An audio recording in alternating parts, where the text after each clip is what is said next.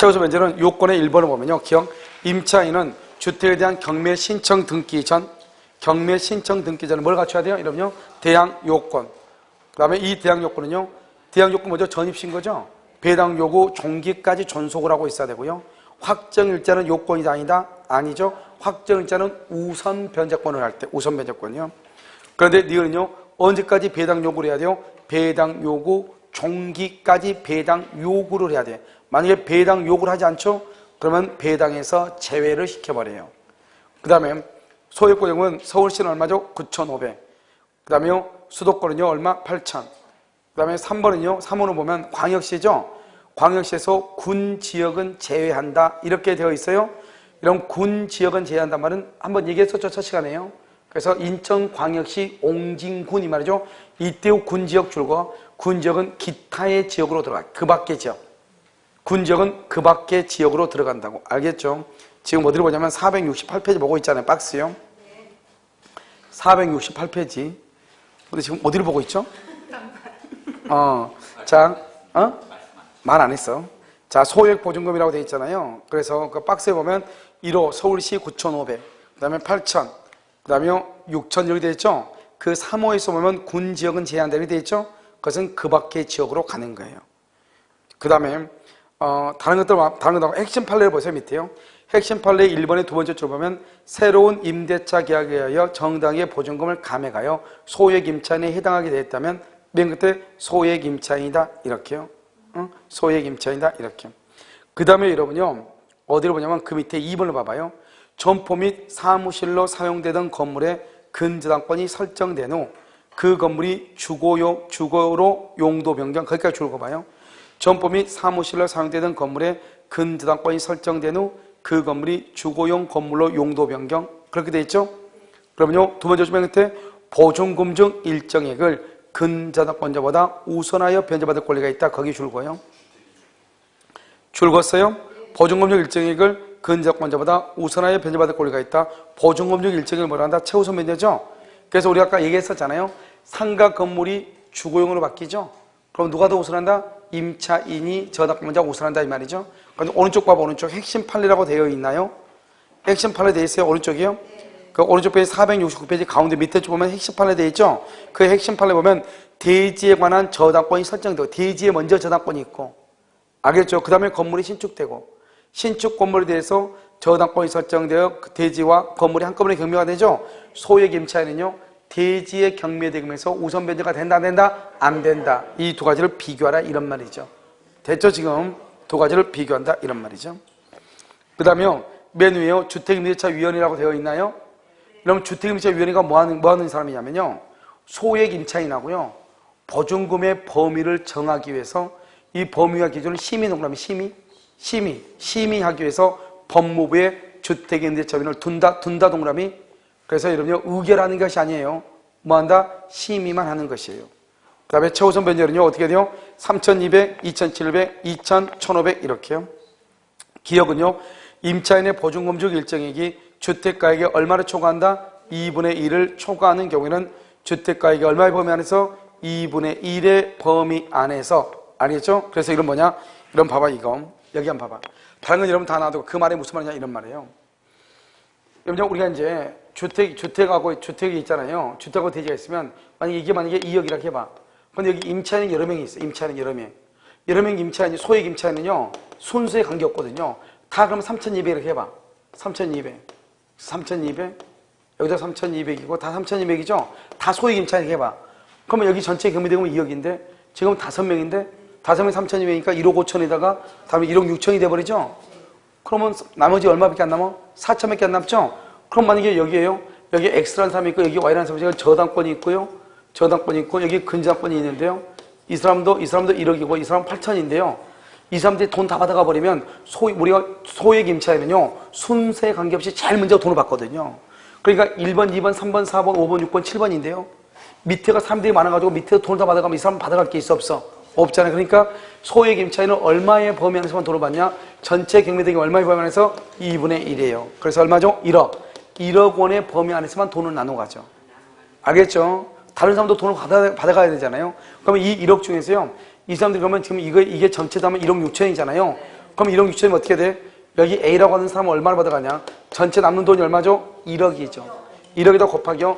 전체 다 하면 얼마죠? 1억 6천이죠. 1억 6천에서 3,200 이렇게 해서 돈을 받아가는 거예요.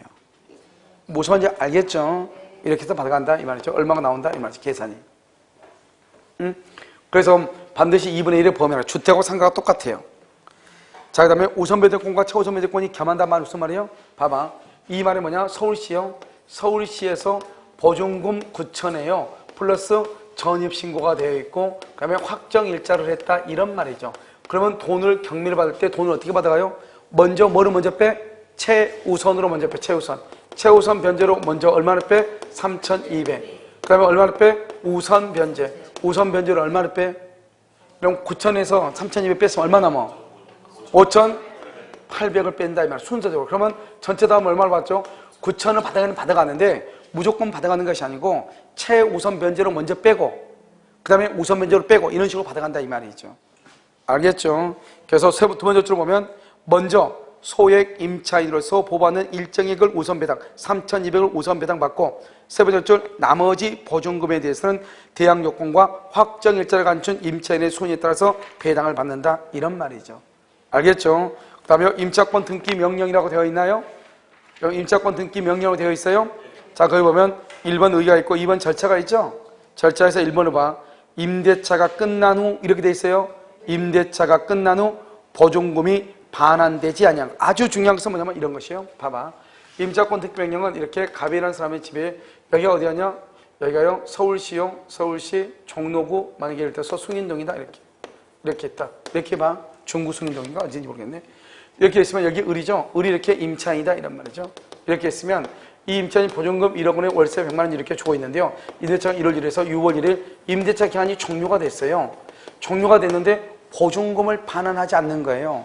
그러면 임차주택의 소재지 지방법원. 알죠? 그래서 지방법원에 임차권 등기 명령을 신청을 해. 그래가지고 만약에 7월 1일 날 임차권 등기가 이렇게 되잖아요. 왜 임차권 등기 명령을 신청하냐? 이 사람이 1월 1일부터 대항력하고 만약에 대항력과 우선 변제권이 있다고 해봐. 우선 변제권. 그래서 대항력과 우선 변제권이 있다. 그러면 어떻게 할까? 1월 1일부터. 대항력하고 우선 변제권 이렇게 있잖아요. 이렇게 있다가 6월 1일 임대차가 종료가 되죠. 임대차가 종료가 되면 보증금 반환해야죠. 갑은 을한테요. 을한테. 그런데 보증금 반환해야 되는데 지금 7월 1일이 됐죠. 이 사람이 보증금 반환 안 해주면 어떻게 해야 돼요? 이 사람은 을은요 이사를 가야 되겠죠. 6월 1일 날. 이사 가면 전출 신고죠. 전출 신고를 하면 어떻게 된다 그랬어? 우선 변제, 최우선 변제, 대항력 다 없어지죠. 그러니까 이사를 못 가는 거예요. 이 사람은요. 그럼 계속 그러면 보증금 내일 때까지 살아? 말이 안 되죠. 그러니까 어떻게 하냐? 임차주택 소재지 지방법원에 등기 명령을 해서 등기를 해. 그럼 등기하게 되면 어떻게 하냐? 등기나 전입신고 똑같죠? 등기를 해놓으면 뭘 할 수 있냐? 전출 신고를 해도 돼. 전출을 해도 된다 이 말이죠. 등기가 돼 있으니까. 그러면 이렇게 등기하게 되죠? 그러면 그 전에 옛날에요 대항력과 우선변제권이 있었죠? 그럼 그것은 계속 유지가 되는 것이고 만약에 처음에는 그런 게 없었단 말이죠. 없었으면은 7월 1일 등기를 하죠? 그러면 7월 1일부터 새로운 대항력하고 뭐가 생긴다? 우선 변제권이 새롭게 생기는 거예요. 새롭게. 언제부터? 7월 1일부터. 왜냐? 그 다음날 0시 그러면 안 돼. 뭐니까? 등기니까. 등기는 그 다음날 0시 그러면 안 돼. 그날부터 새로운 대항력, 새로운 우선 변제권이 생기는 것이에요. 이것을 임차권 등기 명령이고 이미 등기가 되어 있으니까 다시 배당 요구를 한다 안 한다? 배당 요구를 한다 안 한다? 안 하는 것이고 우리가 원래 주택임차에서 우선 변제권과 최우선 변제권은 배당 요구를 해야 된다고 그랬죠? 여기는 배당 요구를 하지 않아도 된다 이 말이고 그다음에 또 한 가지는 뭐냐면 이런 것이죠.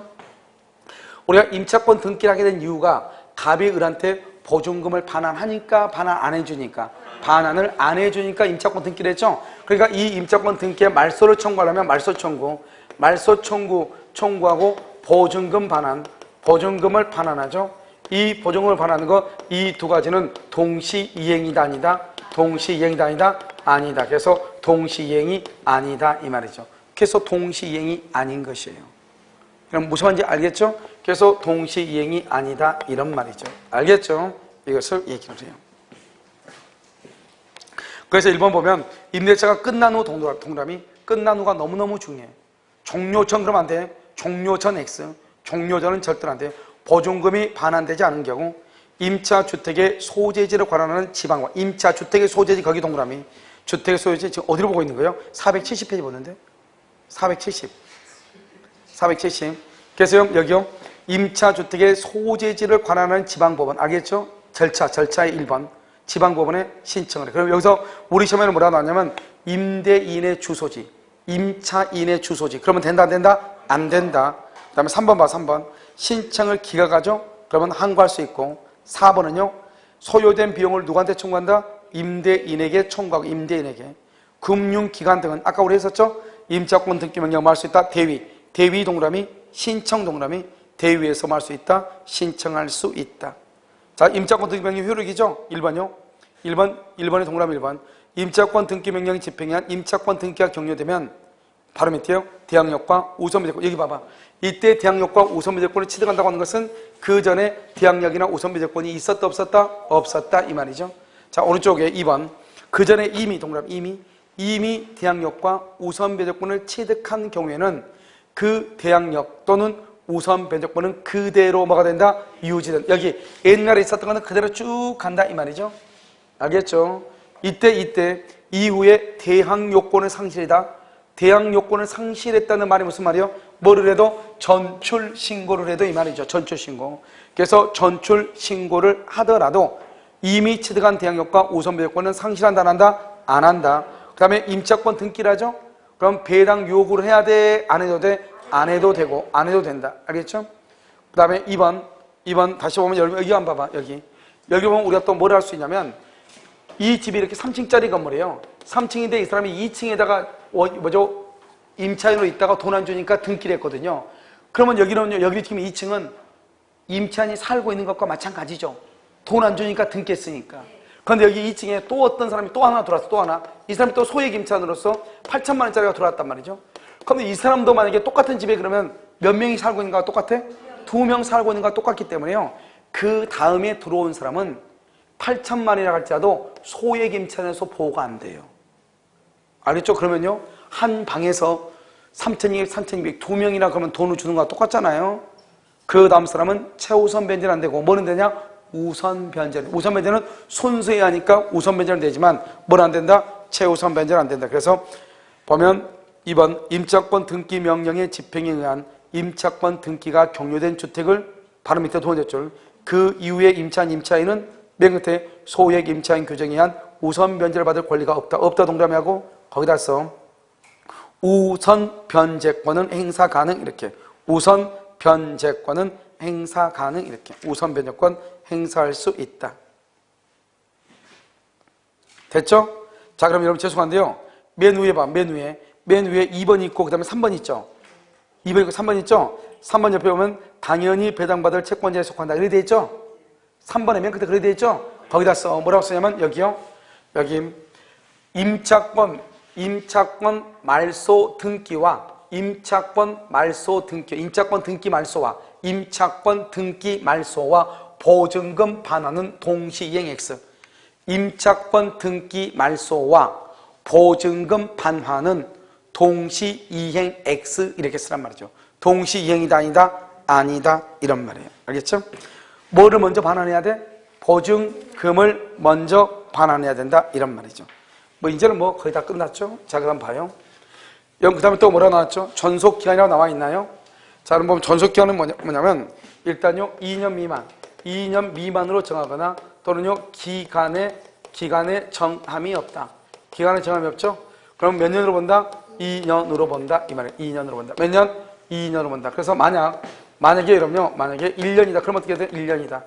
만약에 1년이다 그럼 어떻게 돼? 여기 보면 임차인하고 임대인이 달라요. 임차인하고 임대인이 달라요. 임차인은요 1년을 주장할 수 있고 2년을 주장할 수 있고 임대인은요 선택권이 없어요. 이것을 임차인은 뭐 할 수 있다? 선택할 수가 있어. 1년이든 2년이든 이 말이죠. 그래서 거기서 보면 기간을 정하지 않거나 2년 미만으로 정한 임대차는 2년으로 된다. 그럼 임차인은요 2년 미만으로 정한 기간이 유효함을 말 수 있다? 주장할 수 있다. 2년 미만으로 정한 기간이 유효하다고 말 수 있다? 주장할 수 있다. 이 항은요 임대차 기간이 끝난 경우에도 임차인이 보증금을 말 때까지 반환받을 때까지 이거죠. 임차인이 보증금을 반환 받을 때까지 임대차를만 글로바 존속하는 것으로 본다. 이것도 시험에 좀 잘 나와요. 법조문이니까. 자, 그 다음에 묵시적 갱신을 봐. 묵시적 갱신이라는 것은 뭐냐면 이런 것이에요. 묵시적 갱신은 여기 임대인 있죠? 임대인은요, 끝나기 6개월에서 1개월 사이에 나가라 하든지 뭐든지 해야 돼요. 임대인은. 그 다음에 여기 임차인은요, 임차인은 끝나기 1개월 전까지. 알겠죠? 임대인은 6개월에서 1개월 사이에, 임차인은 1개월 전까지 무슨 말을 해야 돼. 나간다든가, 뭐 보증금 올려달라거나 더 산다거나 무슨 말을 해야 돼. 그런데 아무런 말하지 않고 기간이 지나죠? 그러면 어떻게 되냐? 전과 동일한 조건으로, 전과. 알겠죠? 전과 동일한 조건으로, 전과 동일한 조건으로 다시만 걸로 봐. 갱신한 것으로 봐. 그래서 전과 동일한 조건으로 다시 연장된 것으로 본다 이런 말이죠. 다시 갱신한 것으로 본다 이 말이죠. 그래서 임대인이 끝나기 6개월 전부터 1개월 전까지 이렇게 돼 있죠. 그 다음에 여러분 네 번째 줄 보면 임차인이 끝나기 1개월 전까지 이렇게 돼 있죠. 이 양은요 존속기한은 몇 년으로 본다? 2년으로 봐. 그래서 이런 경우요 다른 것은 전과 동일한 조건으로 다 봐. 봐봐. 전과 동일한 조건이라는 것은 만약에 보증금이 1억이다. 그러면 월세가 만약에 100만 원, 200이다. 그러면 보증금 1억, 월세 200. 200 그 다음에요. 만약에 전기세는 만약에 임차인이 됐다. 수도세는 임대인이 됐다. 그럼 그대로 가는 거야. 그대로 가는데 문제는 뭐죠? 문제는 존속기한이 옛날에 3년이었어. 이 존속기한은 3년이 아니고 존속기한은 몇 년으로 본다? 2년으로 보는 거야. 법정에 있어. 몇 년으로 봐? 2년으로 본다. 그래서 2년으로 보면 어떻게 돼요? 여기서 보면 여기 임대인은 아무런 권한이 없고 임차인은 언제든지 나간다고 할 수 있어. 언제든지 해지를 통고해. 해지를 통고하고 몇 개월 있다가 3개월 있다가 끝나는 거야. 임대인은 아무런 권리가 없어요. 알겠죠? 그래서 그러면 몇 년을 본다? 2년. 그런데 사망을 보면 2기의 차임액에 달하도록 연체하죠. 2번의 연체가 있죠. 그럼 맨 끝에요. 제1항을 적용하지 아니한다. 제1항이 뭐냐? 법정갱신이라고 얘기해. 법정갱신을 적용하지 않는다. 그런데 그 다음에 보면 두 번째 쪽 봐봐. 두 번째 쪽 가운데 6조의 2 두 번째 쪽 가운데 보면 임차인은 언제든지 해지를 통지해. 그래서 임대인이 그 통지를 받는 날부터 몇 개월? 3개월. 그러니까 봐봐. 그러니까 그걸 다 보려면 힘드니까 그냥 여기 이렇게 보란 말이죠. 임대인은 아무것도 없어. 임차인은요 언제든지 나간다고 통고를 해. 몇 개월 있다가 3개월 있다가 3개월 거기다가 6개월 그러면 큰일 나. 왜냐? 6개월은 전세권에 있는 거야. 전세권. 알죠? 그럼 몇 개월이다? 3개월이다 이 말이죠. 그 다음에 보면 차임 증감이라고 되어 있죠. 봐. 여기요 차임 증감 청구권이죠. 청구권 앞에 이런 무슨 말이 있어? 증감이 있죠. 이걸 우리 뭐란다? 형성권이라고 얘기하고요. 이 차임 증감은 1년 이내에는 안 돼. 1년 이내에는 안 돼. 한 번 증액하고 감액하고 1년 이내는 안 되고 얼마를 넘쳐 증액할 땐 증액은 20분의 1을 말할 수 없다. 초과할 수 없어. 20분의 1을 뭐라고 한다? 20분의 1을 뭐라고 그래요? 그것을 5%다 이 말이죠. 5%다. 알겠죠? 5%. 그래서 이 5%를 초과하지 못한다. 그래서 여기 보면 증액의 경우에는 그 시행령 봐봐. 시행령이요. 두 번째 쪽 보면 차임 등의 20분의 1의 금액을 초과하지 못하고 맨 끝에요. 1년 이내는 다시 뭐 하지 못한다? 증액하지 못한다. 20분의 1 알겠죠? 자 그럼 그 다음 장이요. 그런데 봐봐. 20분이라는 게 얼마나 웃기냐면요. 5%밖에 안 되죠? 그러면 1년 전에요. 보증금이 1억이었어요. 1억인데 증액할 때는 얼마야? 1억 500만 원만 증액한다 이 말이잖아요. 저는 1년 전에는요. 월세가 100만 원이었어요. 그럼 얼마? 105만 원이다 이 말이잖아. 105만 원. 더 이상은 안 된다 이 말이잖아요. 만약에요. 더 이상 하죠? 나중에 반환을 청구할 수 있어요. 기간이 끝나고 나서. 알겠죠? 그러니까 여기서 어떻게 해요? 이것은 어느 경우만 이렇게 해야 되냐? 이 증감은 형성권이죠. 형성권이라는 게 뭐예요? 형성권이라는 것은 일방적 의사 표시 이 말이잖아요. 일방적이란 말은 누구의 동의가 필요가 없다? 상대방의 동의가 필요가 없다 이 말이죠. 이렇게 할 때 지금 무슨 말이냐? 차임을 감액할 때가 아니고 20분의 1은 증액할 때만 그렇단 말이죠. 그럼 차임 증액은 누가 하죠? 임대인이 증액을 할 거 아니에요. 임대인이요. 상대방 누구죠? 임차인이죠. 임차인의 동의도 받지 않고 일방적으로 너 얼마 올려줘 이렇게 일방적으로 얘기할 때 20분의 1을 초과할 수 없다 이 말이죠. 일방적으로 얘기할 때. 그런데 일방적으로 하지 않고 임대인하고 임차인하고 합의로 증액을 하거나 또는요 임대차가 종료하고 나서 재계약을 하거나 재계약 이럴 때는 제한이 있다 없다? 아무런 제한이 없어요. 그러니까 합의로 증액하면은 원래는 1년에 한 번밖에 증액을 못 하잖아요. 그런데 일방적으로 증액할 때 그렇다 이 말이죠. 두 사람이 합의로 증액할 때는 1년에요 100번, 1000번도 증액할 수가 있는 것이에요. 알겠죠? 반드시 20분의 1이 아니고 합의로 증액을 할 때는요 원래 월세가 100만 원인데 다음 달부터 200만 원이죠. 알았어 200 줄게 하면 합의가 됐으면 관계없이 증액할 수 있다 이 말이죠. 그러니까 우리가 20분의 1 이상을 증액을 못한다 이 말은 임대인이 임차인한테 묻지도 않고 일방적으로 너 얼마 올려줘 이렇게 얘기할 때 20분의 1, 5%를 증액할 수 있다 없다? 없다 이런 말이에요. 알겠죠? 그래서 여러분요 474페이지를 보면 거기 뭐라고 했죠? 위에서 두 번째 줄이요 임대차 계약이 종료된 후 재계약을 하는 경우 재계약 바로 밑에 당사자 합의로 바로 옆에 증액 합의로 증액할 때 적용된다 안 된다? 안 된다. 적용되지 않는다는 말이 무슨 말이죠? 얼마든지 뭐 할 수 있다? 증액할 수 있다 이 말이죠. 얼마든지 증액할 수 있다. 그 다음에 2번요 월차임 전환시 상정률이죠. 이게 뭐냐 월차임이라고 지금 돼 있잖아요. 봐 여기 봐 1억 있죠. 보증금 1억 중에서요 여기요 6천은 월세로 전환하고요 월세로 전환하고요 여기 4천 있죠. 4천은 그냥 보증금을 이렇게 두고 싶다 이 말이죠. 그래서 6천은 뭐란다? 월세로 전환하고 싶다 이런 말이죠. 무슨 말인지 알겠죠? 그러면 4천은요 어때요? 보증금을 하고 싶다 이런 말이죠. 여기 얼마죠? 1억인데요 1억 이렇게요 이렇게 있다. 그럼 어떻게 할 것인가? 여기요 이 6천을 월세로 전환하면 어떻게 하냐면 이렇게 하는 것이요. 우리가 먼저 보면 그 밑에 한번 봐보세요. 거기 보면 낮은 비율 제한을 보면 제한의 두 번째 줄이요 낮은 비율을 곱한 월차임의 범위를 초과할 수 없다 이렇게 돼 있죠. 1 보면 1 맨 끝에 뭐라고 나왔죠? 연 1할이죠. 1은요 한국은행 기준금리 곱하기 몇 배수? 4배수. 잠깐 봐봐. 여러분 어떻게 하냐면 6천 곱하기 연 1할이죠. 연 1할. 그래서 연이죠. 연 1할을 곱하는 것이고요. 그럼 여기는 얼마죠?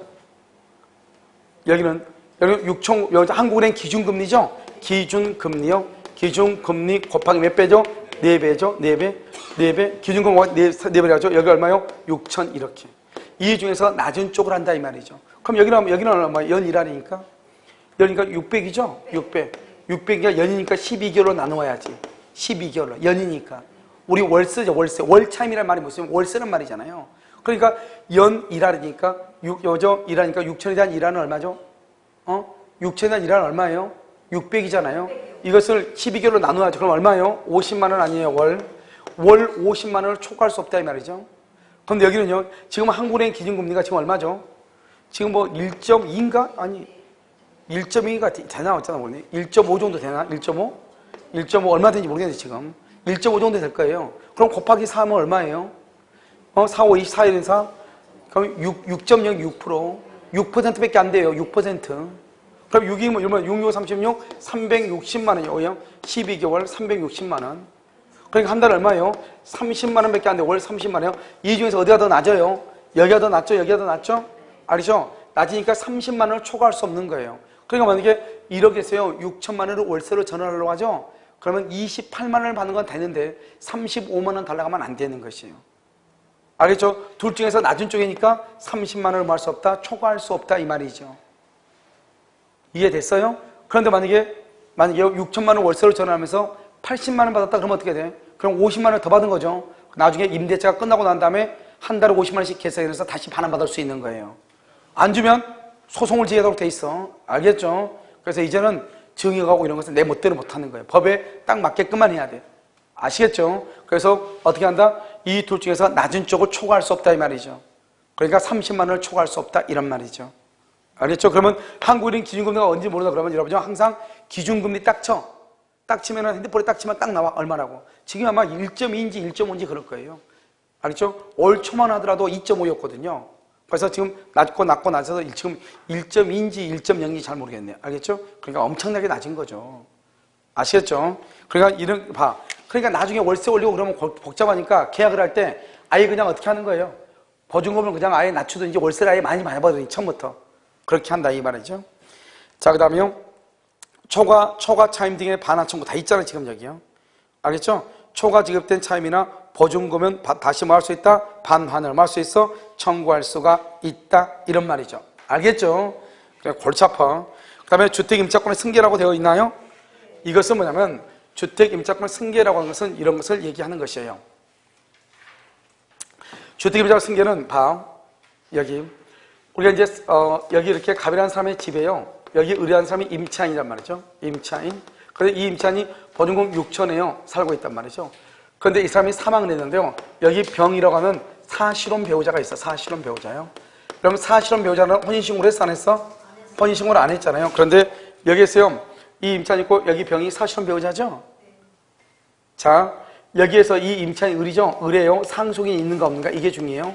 상속인이 있냐 없냐? 없죠. 없으면 사실혼 배우자가요. 그래서 임차권을 승계를 하는 거예요. 그런데요. 상속인이 있다? 그러면 가정공동생활이요.